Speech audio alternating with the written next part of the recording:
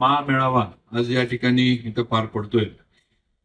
मी सकाळी पण कराडमध्ये थोडंफार माझं मनोगत व्यक्त केलं आणि आज पण आपल्या सर्वांच्या पुढं काही गोष्टी, काही मुद्दे जे आपल्या सर्वांच्या विचारांमध्ये राहिले पाहिजे तेवढेच आपल्या पुढे मांडणार आहे.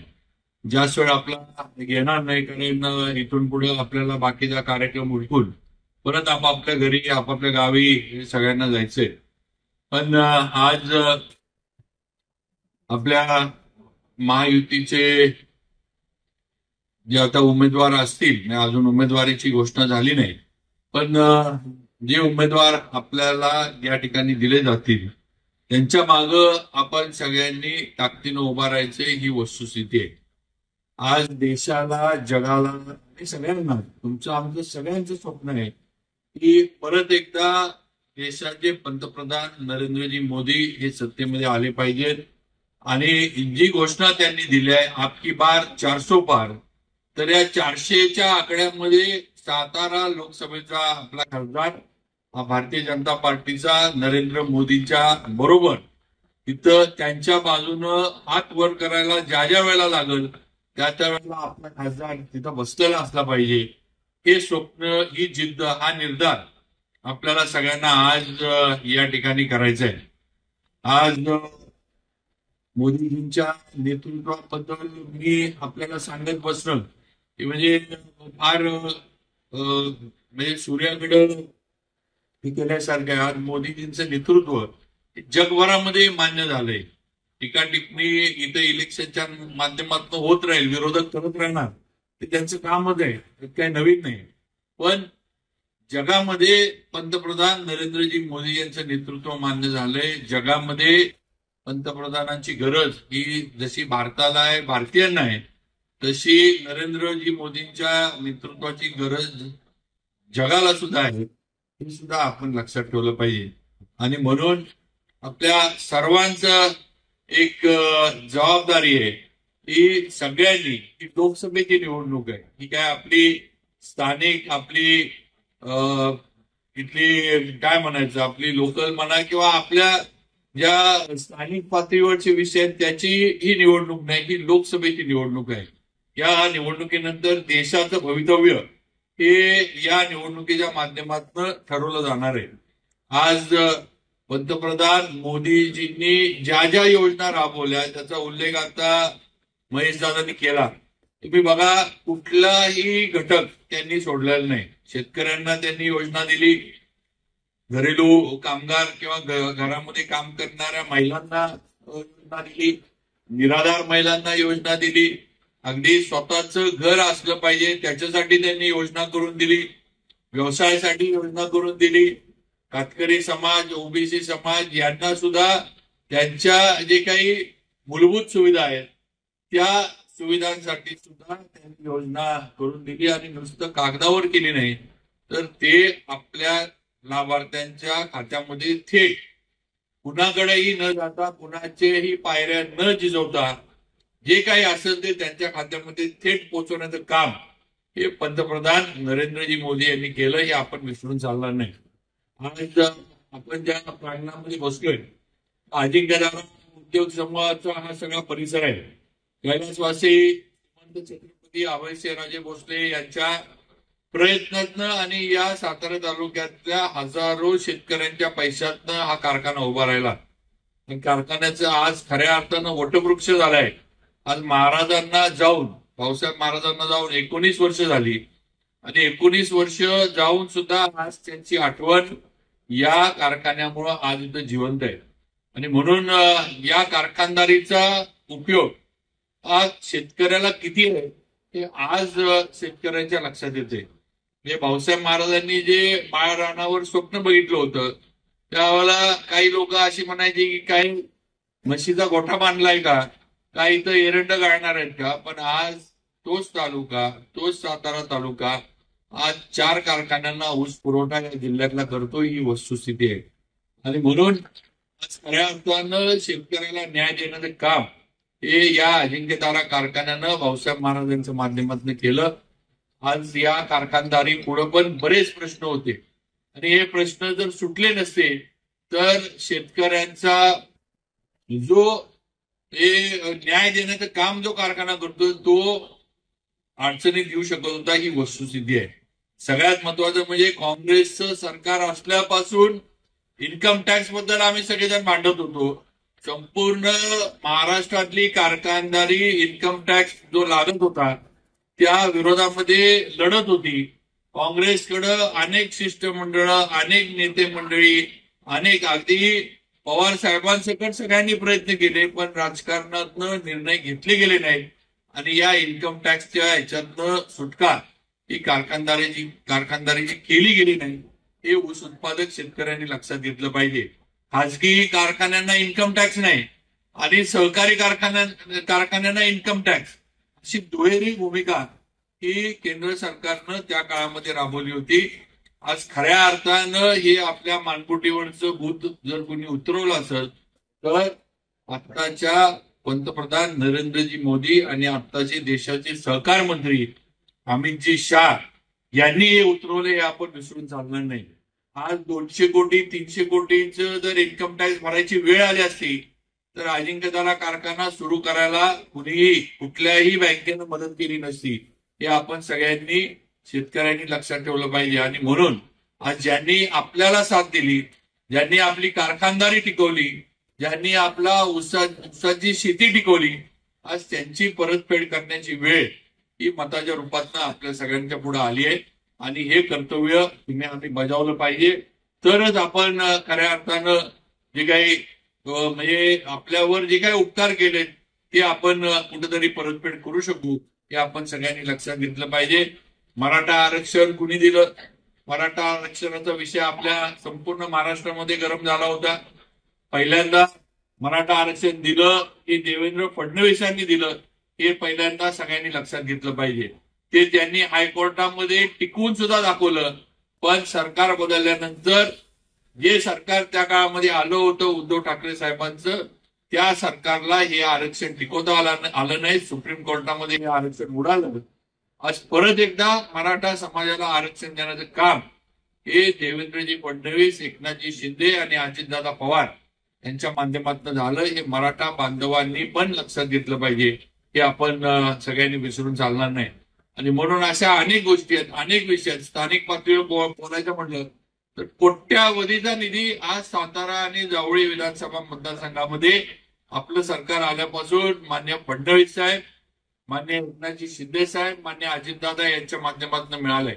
नुसतं एकाच याच्यासाठी नाही, म्हणजे नुसतंच रस्ते नाहीत, रस्ते असतील, सिंचन असेल, पिण्याच्या पाण्याच्या योजना असतील, त्याचबरोबर पर्यटनाचा आपल्या इथं होणारा सगळा विकास असेल, अशा अनेक विषयांना आपल्याला न्याय देण्याचं काम, सातारा शहराचं पण रूप बदलण्याचं काम हे फडणवीस साहेबांच्या नेतृत्वामुळे आपण करू शकलोय.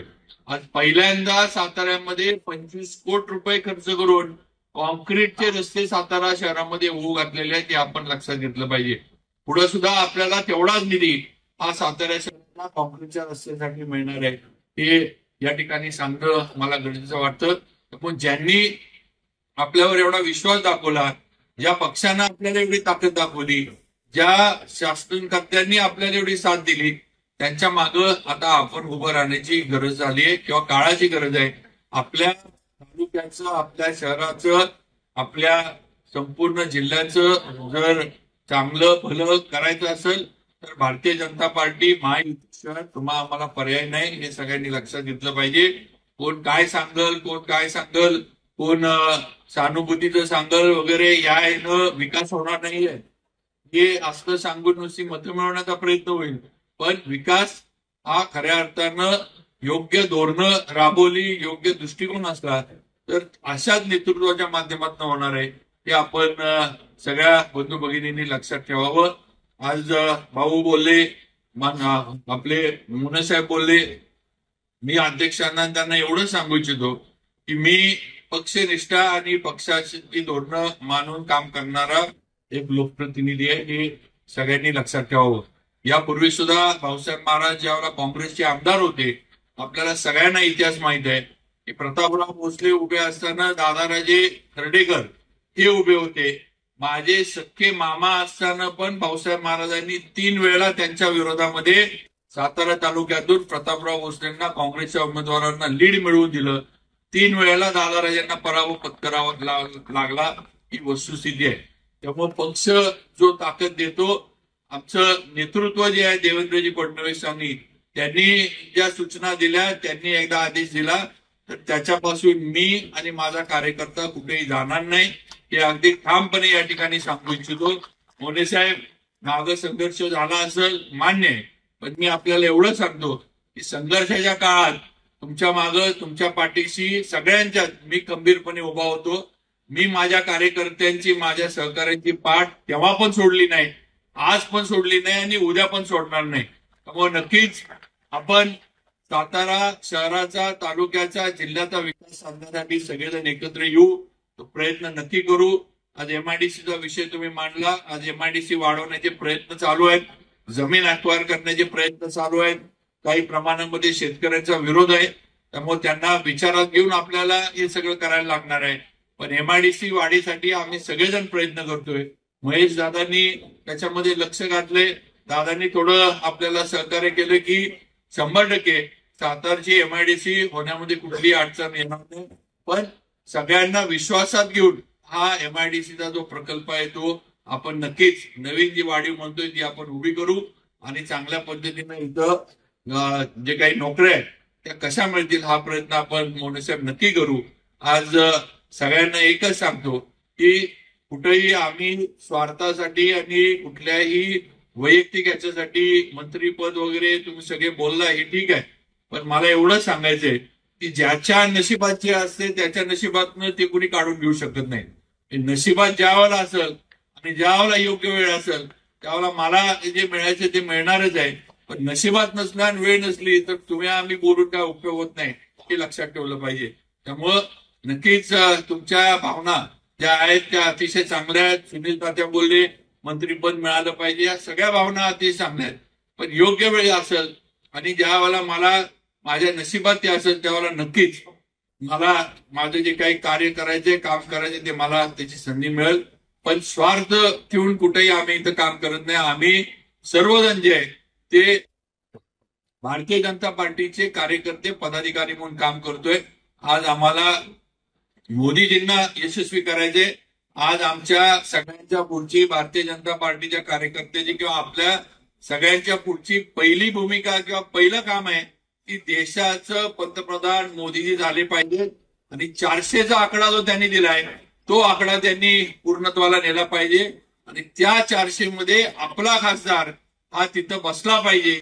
हे आपण सगळ्यांनी आधी काम करायचं. पुढचं पुढं मंत्रीपद वगैरे ह्या गोष्टी नंतरच्या, ज्या वेळेला पुढची पुढं ज्या वेळेला इलेक्शन होतील, पक्षश्रेष्ठी ज्या वेळेला निर्णय घेतील त्यावेळेला पुढचे विषय पुढं. त्यामुळे आज कुठल्याही मनामध्ये शंका ठेवू नका. कुठेही तुम्हाला पुढच्या याच्यात सुद्धा स्थानिक पातळीवर कुठल्याही याच्यामध्ये आम्ही कुणी म्हणजे भारतीय जनता पार्टीमध्ये काम करताना कुठेही तुम्हाला अडचण होऊन देणार नाही. आज फडणवीस साहेबांपर्यंत आपण जे मुद्दे माझ्या इथं मांडले किंवा आज सभेमध्ये काही गोष्टी मोने साहेब वगैरे बोलले, तर हे विषय अध्यक्ष मी आपल्याला अगदी प्रामाणिकपणे सांगतो की तुमच्या ज्या भावना या आधी सुद्धा मी फडणवीस साहेब वगैरे आपल्या पक्षश्रेष्ठींपर्यंत पोहोचवल्यात आणि त्यांनी शब्द दिलाय की पूर्ण ताकदीनं मी सगळ्यांबरोबर उभा राहीन. त्यामुळं आपल्याला कुठेही कमतरता कुठल्याही गोष्टीची कधी पडणार नाही आणि नक्कीच भारतीय जनता पार्टीच्या माध्यमातून एक विचारानं आपण काम करू.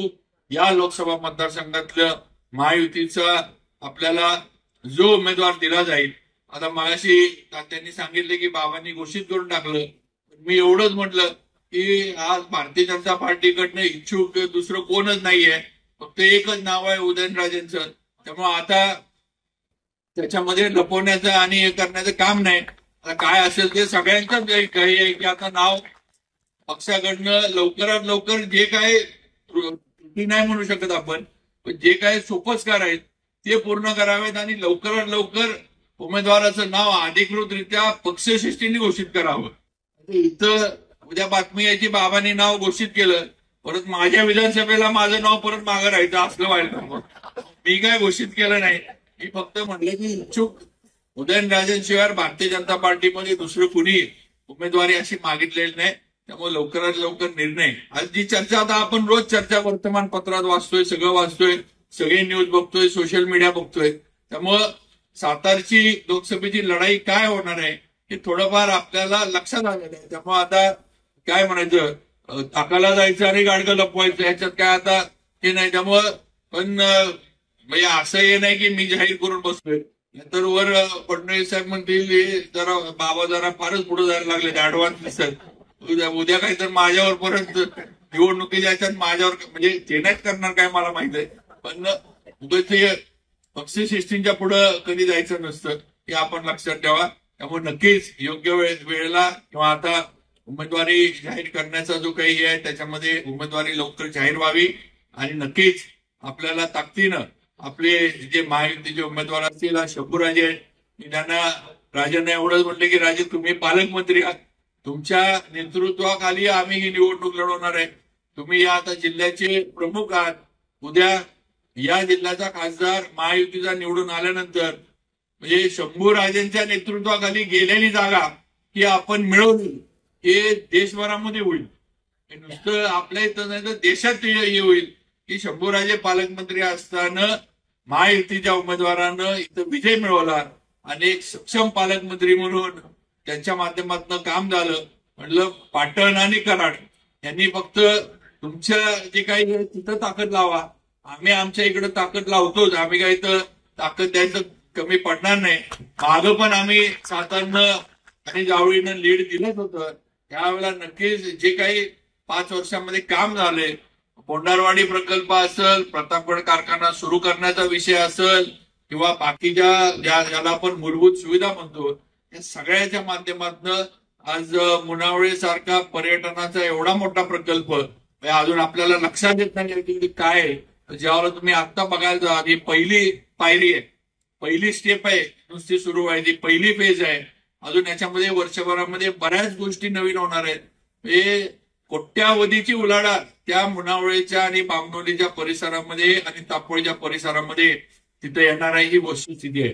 आज ज्यावेळेला आम्ही उद्घाटन केलं त्यावेळेला मुख्यमंत्र्यांनी एमटीडीसीला आणि कलेक्टरांना ही पण सूचना दिली आहे की माग जी विमानसेवा पाण्यावरची ट्रायल घेतली होती त्या विमानसेवेची परत ट्रायल घ्या की मुंबईवरून पर्यटक त्या ज्याला आपण अँफिबियस विमान म्हणतो त्या विमानातनं पर्यटक कोयनेच्या जलाशयामध्ये उतरले पाहिजेत आणि तिथं पर्यटनाचा आणि सगळा जो काही आहे त्याचा त्यांनी आनंद लुटला पाहिजे अशा पद्धतीच्या सूचना मुख्यमंत्र्यांनी दिल्या. त्यामुळे उद्या हे पण होणार आहे, काय अशक्य नाहीये.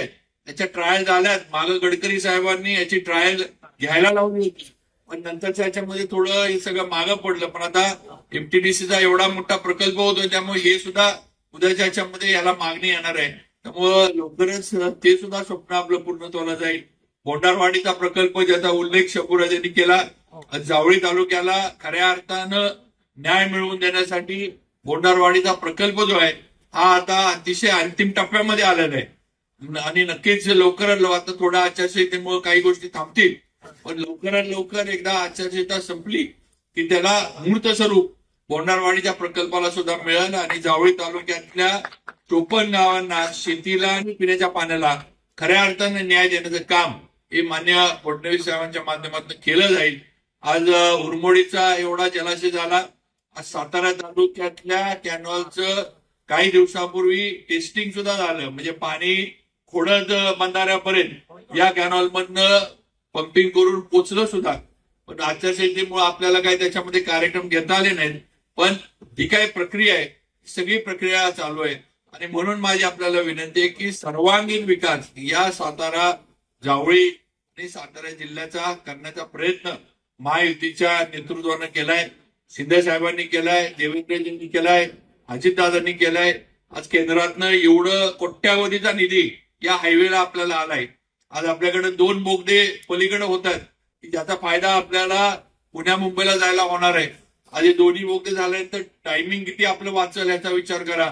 हा निधी कुठनं आला, कुणी दिला, एवढी मोठी कामं कशी होत आहेत याचा कुठेतरी आपण मतदार म्हणून विचार केला पाहिजे की बाबा हे कोण देतंय. हे सगळं केंद्राकडनं आलंय, हे सगळं गडकरी साहेब असतील, पंतप्रधान मोदीजी असतील यांच्या नियोजनातनं आपल्यापर्यंत आलंय हे आपण सगळ्यांनी लक्षात ठेवलं पाहिजे. त्यामुळे इथं जे स्थानिक उगाच काहीतरी विषय असतात, तुझं माझं असं हे बरोबर आहे, पण लोकसभेची निवडणूक आहे. आज देशाच्या हिताचा विचार करून या निवडणुकीला सामोरं जावा. देशाच्या हिताचं देश हित कशामध्ये आहे, कुणाकडे आहे, ह्याचा विचार करून आपण सगळे सामोरे जावा. 10 वर्ष पंतप्रधान म्हणून मोदीजींनी काम केलंय. आज 10 वर्षांमध्ये एक फ्रॉड, एक स्कॅम किंवा एखादं हे तुम्ही दाखवा की ज्याच्यावर मोदीजींवर पंतप्रधान म्हणून किंवा त्यांच्या मंत्रिमंडळातल्या मंत्र्यावर आरोप झाले, की तुम्ही दाखवून द्या. 10 वर्ष स्वच्छ कारभार, एका पण मंत्र्यावर आरोप नाही, एका पण याच्यावर मोदीजींवर किंवा पंतप्रधान म्हणून त्यांच्यावर आरोप नाही. हेच पूर्वी काँग्रेसचं सरकार असताना आठवड्याला आरोप व्हायचे, आठवड्याला स्कॅम निघायचे, की 2G VG काय काय एवढे घोटाळे झाले, काय बोलायची सोय नव्हती. ही वस्तुस्थिती आहे. आणि म्हणून माझी आपल्याला विनंती आहे की आपला पैसा योग्य ठिकाणी जातोय आणि योग्य मार्गाने तो आपल्यापर्यंत परत एकदा इन्फ्रास्ट्रक्चरच्या आणि या बाकीच्या योजनांच्या माध्यमातून येतोय, ह्याची कुठेतरी जाणीव ही मतदार म्हणून आपण असली पाहिजे, टॅक्स पेअर म्हणून आपल्याला असली पाहिजे.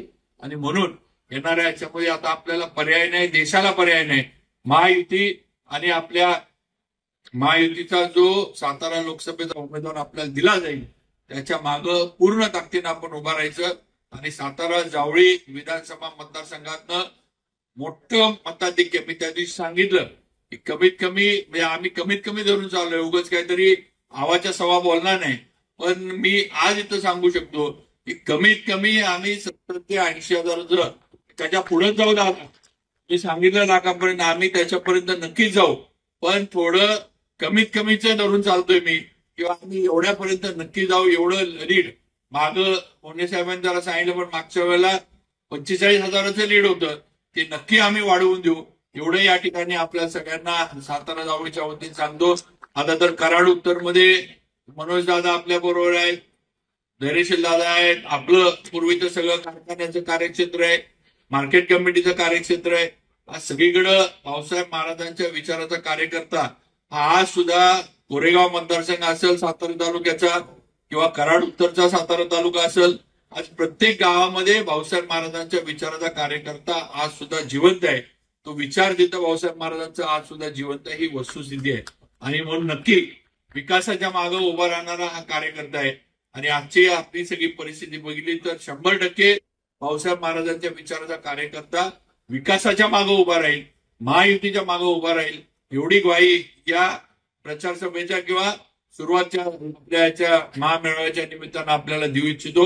परत एकदा सगळ्यांचं मनापासून इथं स्वागत करतो आणि आपण सगळेजण आला त्याबद्दल आपलं मनापासून स्वागत करून थांबतो. अजून खासदार उदयनराजेंचं या ठिकाणी मनोगत होणार आहे, त्यामुळे सगळ्यांनी आपण त्यांचं मनोगत शांतपणे ऐकावं आणि पुढचा जो आपला कार्यक्रम आहे त्या याची आपण सगळ्यांनी पुढच्या याला जावं एवढी विनंती करतो. परत एकदा सगळ्यांचं मनापासून स्वागत करून थांबतो. जय हिंद, जय हिंद, जय महाराष्ट्र. उद्या गुढीपाडवा आहे, गुढीपाडव्याच्या आजच आपल्याला शुभेच्छा देतो. मला सकाळी कोणतं म्हटलं आज आमोश आहे, म्हटलं काय प्रॉब्लेम नाही, सोमवारची आमोश आहे, सोमवती आमोश आहे, शंकराचा आशीर्वाद घेऊनच आजचं काम जे आहे ते सुरू करायचं, त्यामुळे आमोशीचं काय नाही. आणि माझा भाजपमधला प्रवेश आमोशेलाच झाला होता, त्यामुळे माझं सगळं चांगलं चाललंय. खरंच आहे, माझा प्रवेश मुंबईमध्ये जो झाला त्या दिवशी दादा आमोशाच होती, नीटनेटकंच आहे सगळं माझं, त्यामुळं काही हे नाही. राजकारण आमोशेला प्रवेश केला तरी चांगलं चालतं, काळजी करू नका. आणि आज तर सोमवती काय म्हणे बरोबर हा सोमवती आमोश आहे, त्यामुळं शंकराचा आशीर्वाद घेऊनच बंबम बोले आपल्याला करायचं एवढं लक्षात ठेवा. आणि सगळ्यांनी महायुतीच्या मागे उभं राहावा, उमेदवाराच्या मागे उभं राहावा एवढंच सांगतो आणि माझे 2 शब्द थांबवतो. जय हिंद, जय महाराष्ट्र. एबीपी माझा, उघडा डोळे बघा नीट.